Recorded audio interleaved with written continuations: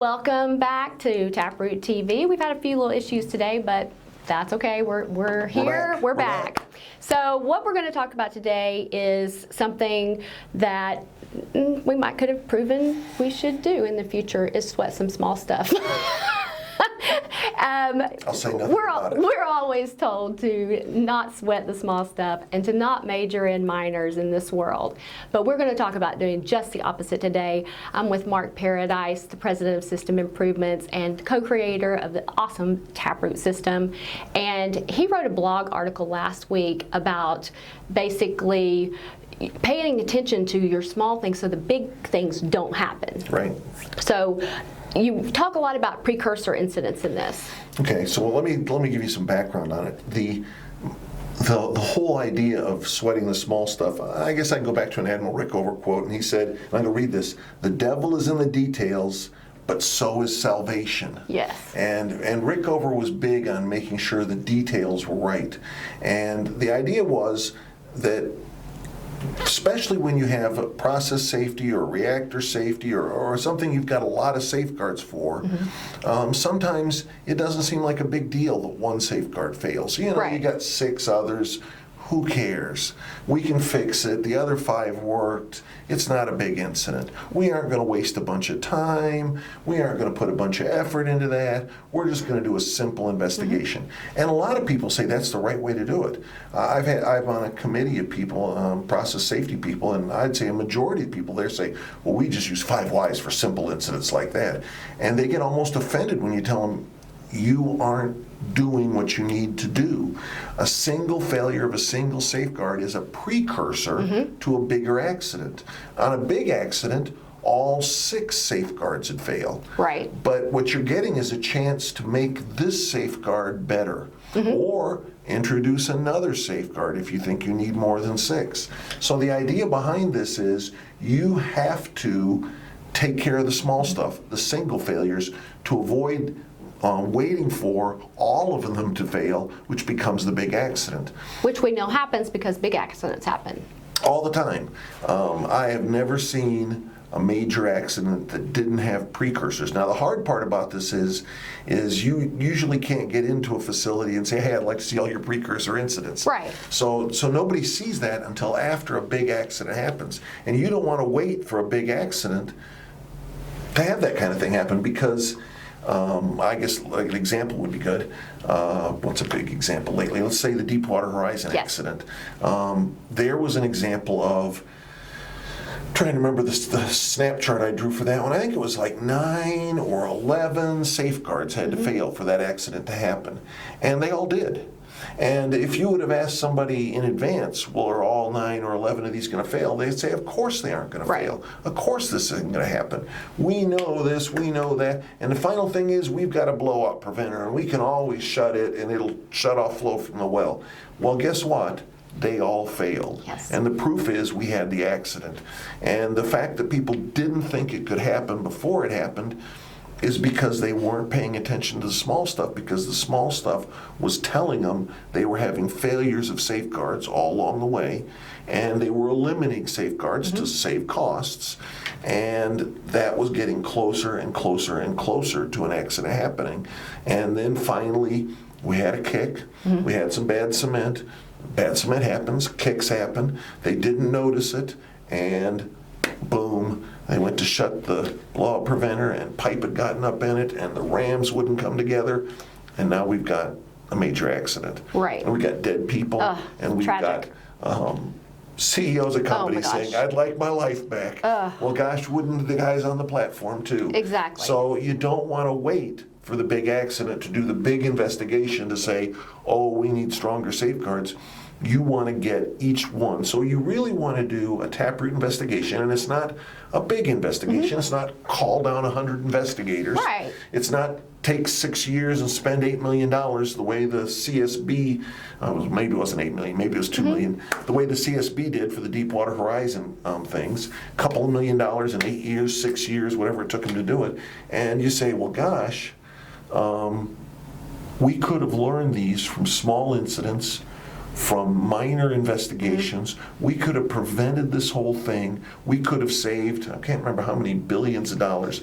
It's like 20 or 40 billion dollars they would have saved. And we could have done that by just fixing some small problems, by doing good investigations. They would be fairly simple investigations. You can do a simple investigation using TapRooT. You don't have to use, bad systems like 5 Whys. Right. You can get a simple investigation, and then you can fix the problems. But people sometimes do use those for these precursor incidents, and people are short on time. It's inexpensive. But in the long run, it's not worth it. Okay, so people always want to get something for nothing. Yes. And some people say, well, 5 Whys is a good technique. It's only as good as the person applying it, and it's only as good as what they know.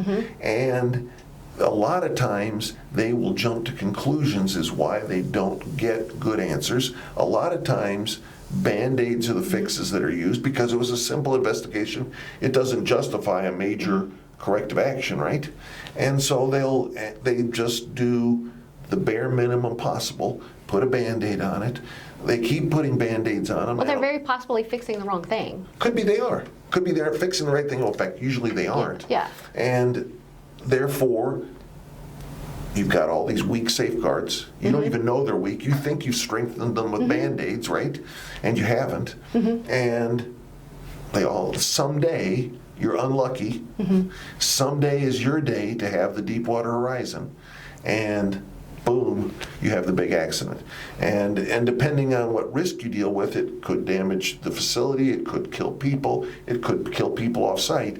It all depends on how much risk you're dealing with in the facility you're running. So it's really worth using an advanced root cause analysis system, even for these small things, because you want to get to the real cause of it, so you can fix that. You may see some things in the process that could have, may have caused something else. There's so many more quality, valuable pieces of information that can happen if you do a more advanced root cause analysis, even on your precursor incidents. Exactly. Okay. So that's my reason for writing this article. The article was really great. You always write a wonderful article, but this is something we talk about on a regular basis because we want to stop incidents from happening, but little incidents do happen. They happen all the time. They happen, and people, because of time, may not do a very quality or in-depth job on the investigations they do. They do the little Band-Aid fix, and then you have that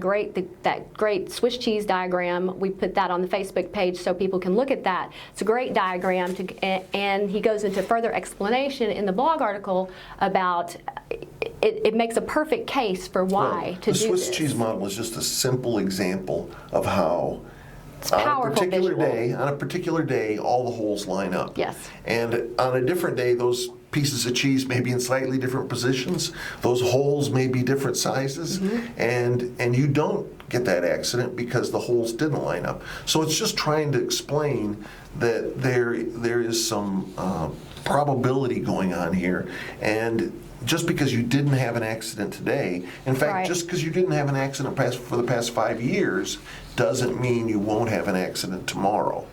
It all has to do with what is the likelihood of those holes lining up. And what we're trying to do with our small investigations, with investigating the precursors, is reduce the size of those holes or eliminate the holes if we can, or add another slice of Swiss cheese with maybe different holes in it, so that there's less probability of them lining up in the future. And if you do 2 or 3 or 4 of those small investigations on the same system, you're then strengthening 2 or 3 or 4 maybe layers of that Swiss cheese, and you're really, really reducing the odds of having those kinds of accidents. But it really takes good root cause analysis to do that. Yes. And so what I'm not trying to tell people they should investigate everything. Right. That's not the point. The point is when you have a safeguard that fails and it's on a system that is protecting against a big accident, so it's a high-risk system or whatever you want to call it, you need to treat that like it was a precursor to a big accident, and it deserves a good investigation with TapRooT. Like you said in your article, there's not been a major accident that did not have precursors Right. leading up to Right. it. And, you know, depending on how those were treated, you never can tell. It's like we always say, you can't prove something didn't happen, you know. Well, okay, so you can do this. If you've been having accidents in the past and you start improving and doing this, and then you recognize we haven't had one for a long time, you can say, we've prevented those that we would have had and we didn't have. We had a coal mining company, underground coal mining company, and they were having about 2.5, 3 fatalities a year.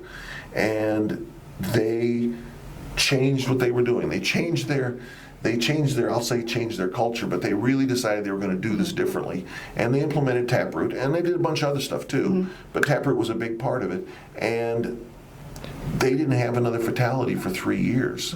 And when they did have one, it was a drunk driver crossed the center line and ran into one of their employees' cars going to training, and the people in the car were killed.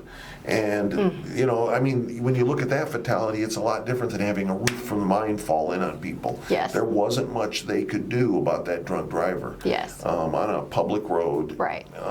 You know, there just wasn't much they could do. But that's when I realized, when they were talking to me about what can we do about this, that I realized, well, you haven't had a fatality for 3 years, and you used to kill 2 or 3 people a year. And so that means you've got 9 people going home today. That's a great advancement. That's 9 fatalities you've prevented. Wow. And now you can't say who are the people who didn't Right, die. right. But you can say we've done something to change things. It's trending here. in the right direction. Exactly right. Exactly Yeah. right. And that's the whole point. It's a great article. You know, the call to action here is to sweat the small stuff, major in some of those minors. Don't believe it's a little accident or it's a little incident. We can do a simple investigation of this, and we can put a Band-Aid on it and we're done. You really do have to do good corrective actions for those. Yes. And that requires good root cause analysis before you do that. You really do. And we can help people learn how to do that. We can do that. That's what we do. That's why it's important. What we do is important. We can, and you know, we recommend, you know, for these precursor events, the 2-day course, perfect place to go. Yep, and most of these precursor investigations are just a simple investigation using 1 or maybe 2 investigators, a few days worth of time, and then putting some effort into developing good corrective actions and getting them implemented. Yep. And the good corrective actions for a simple incident then prevents a major investigation, and you never have to go through all that suffering. Yeah, have a few people trained in the 5-day to help kind of fill in, help coach, things like that if needed.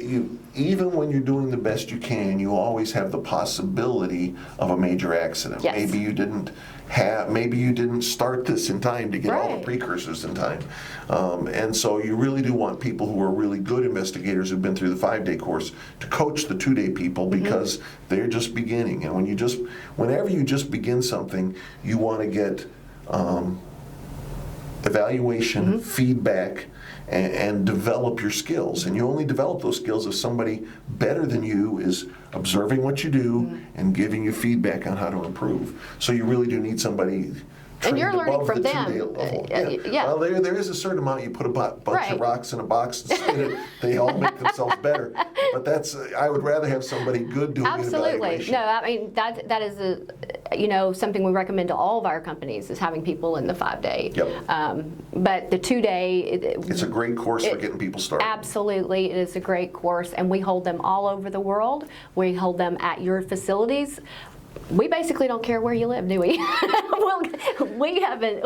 We've been everywhere, man. I'm telling you, the things I've learned about getting people to certain locations in the world in this job has been very interesting. But just contact us at info@taproot.com if you're interested in any of our training. You can go to our website and go to our courses page. You'll see where we have the courses going on around the world. And also, go to the blog. We talk talk about this blog all the time. They can see pictures of live people that have been through training. You can Real see people where our come through training is. You can learn about where our training is going to be. It's just fabulous. So go to our website, go to our blog, and if you have any questions, just feel free to contact us, and we'll be more than happy to help you. We will be back here next Wednesday. Hopefully everything's no problems to start with. We'll do a little Equifactor stuff or something between now and then to make sure everything runs more smoothly. You know, I've been, this is my third one I've I done, know, something and two of happens. them have had audio problems. 2 out of 3. It must be my fault. I don't know what it is, but you're a trooper, and There we go. I appreciate you for hanging in here with us. All right. We'll see you all next time. Thanks. Thank you.